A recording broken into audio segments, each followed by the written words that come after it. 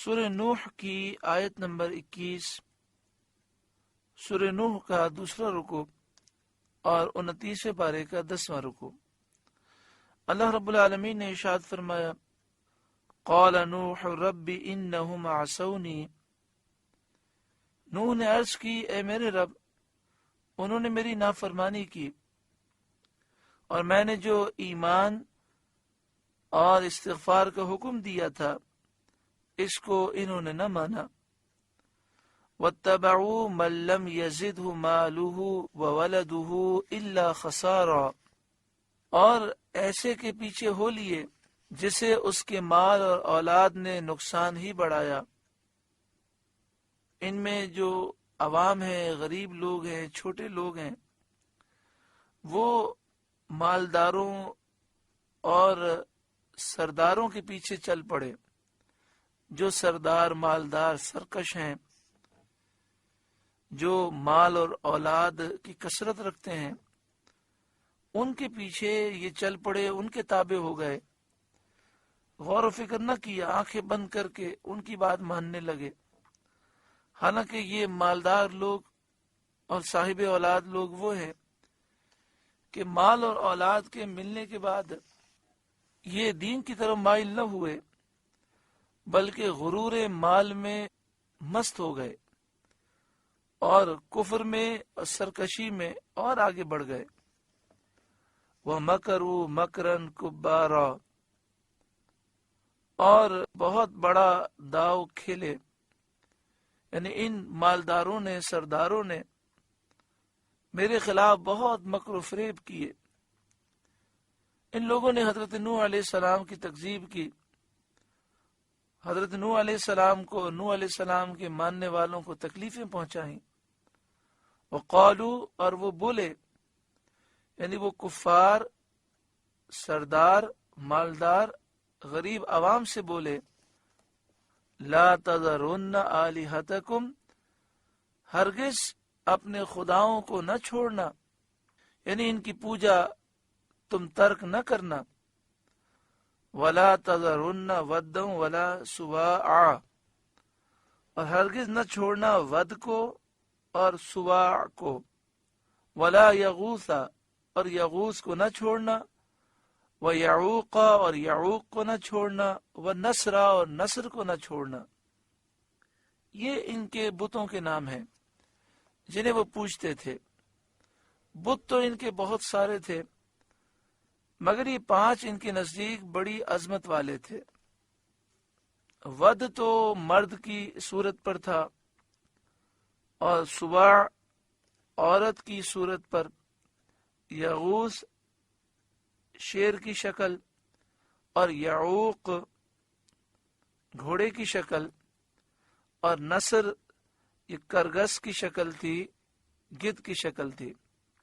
تو انہوں نے مرد، عورت، شیر، گھوڑے اور گدھ کی شکل کے بت بنائے ہوئے تھے جن کو یہ بہت مانتے تھے۔ پھر یہ بت قوم نوح سے منتقل ہو کر عرب میں پہنچے اور مشرکین کے قبائل میں سے ہر ایک نے ایک ایک بت کو اپنے لیے خاص کر لیا۔ وقد اضلوا کثیرا، اور بے شک انہوں نے بہت ساروں کو بہکایا، یعنی یہ بت بہت سے لوگوں کے لیے گمراہی کا سبب ہوئے۔ یا یہ معنی ہے کہ قوم کے سرداروں نے بتوں کی عبادت کا حکم کر کے بہت سے لوگوں کو گمراہ کر دیا۔ وَلَا تَزِدِ الظَّالِمِينَ إِلَّا ضَلَالًا، اور تو ظالموں کو زیادہ نہ کرنا مگر گمراہی، یعنی اے اللہ ظالموں کی گمراہی میں اضافہ فرما۔ یہ حضرت نوح علیہ السلام کی دعا ہے جب انہیں وحی سے معلوم ہوا کہ جو لوگ ایمان لا چکے قوم میں، ان کے سوا اور لوگ ایمان لانے والے نہیں، اب ان کی نصیب میں ایمان نہیں، تب آپ نے یہ دعا کی۔ مما خطیئاتہم اغرقوا، اپنی کیسی خطاؤں پر غرق کیے گئے، ڈبوئے گئے، یعنی طوفان میں اپنے گناہوں کے سبب وہ غرق کیے گئے۔ فَأُدْخِلُوا نَارًا پھر آگ میں داخل کیے گئے، یعنی غرق ہونے کے بعد وہ آگ میں داخل کیے گئے۔ فَلَمْ يَجِدُوا لَهُم مِّن دُونِ اللَّهِ أَنصَارًا، تو انہوں نے اللہ کے مقابل اپنا کوئی مددگار نہ پایا جو انہیں اللہ کے عذاب سے بچا سکتا۔ وَقَالَ نُوحٌ رَبِّ، اور نوح نے عرض کی اے میرے رب، لا تذر علی الارض من الکافرین دیارا، زمین پر کافروں میں سے کوئی بسنے والا نہ چھوڑ۔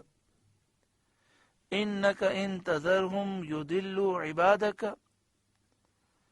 بے شک اگر تو انہیں رہنے دے گا تو تیرے بندوں کو گمراہ کر دیں گے، یعنی اے مالک اگر تو نے ان میں سے کسی ایک کو بھی ہلاکت سے بچایا تو وہ تیرے مسلمان بندوں کو گمراہ کر دیں گے۔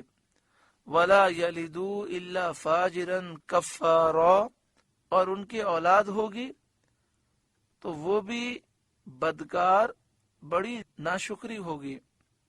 یہ حضرت نوح علیہ السلام کو وحی سے معلوم ہو چکا تھا۔ حضرت نوح علیہ السلام نے اپنے والدین اور مومنین اور مومنات کے لیے دعا فرمائی، رب اغفر لی، اے میرے رب مجھے بخش دے، ولی والدیہ، اور میرے ماں باپ کو بخش دے کیونکہ وہ دونوں مومن تھے، ولی من دخل بیتی مؤمنا، اور اسے بخش دے جو ایمان کے ساتھ میرے گھر میں ہے، وللمؤمنین والمؤمنات، اور سب مسلمان مردوں اور سب مسلمان عورتوں کو بخش دے، ولا تزد الظالمین الا تبارا، اور ظالموں کو نہ بڑھا مگر تباہی، یعنی ظالموں کی تباہی بربادی میں اضافہ فرما۔ اللہ تعالیٰ نے حضرت نوح علیہ السلام کی دعا قبول فرمائی اور ان کی قوم کے تمام کفار کو عذاب سے اللہ تعالیٰ نے ہلاک کر دیا۔ سورہ نوح کا درس مکمل ہوا۔ اللہ رب العالمین اس سورہ مبارکہ کے نور سے ہمارے قلوب کو روشن منور فرمائے۔ الحمدللہ رب العالمین، ہم نے کئی نصیحتیں سماعت فرمائیں، دعا فرمائے اللہ تعالی ہمارے دلوں کو نرم فرمائے، نور قرآن سے ہمارا دل روشن ہو، اور جو ہماری زندگی کی اب چند ایام باقی ہیں یا چند لمحات باقی ہیں، ہم قدر کریں، سچی پکی توبہ کریں اور ایک ایسی زندگی گزاریں کہ اللہ تعالی ہم سے راضی ہو۔ آمین بجاہ سید المرسلین صلی اللہ علیہ وآلہ وسلم۔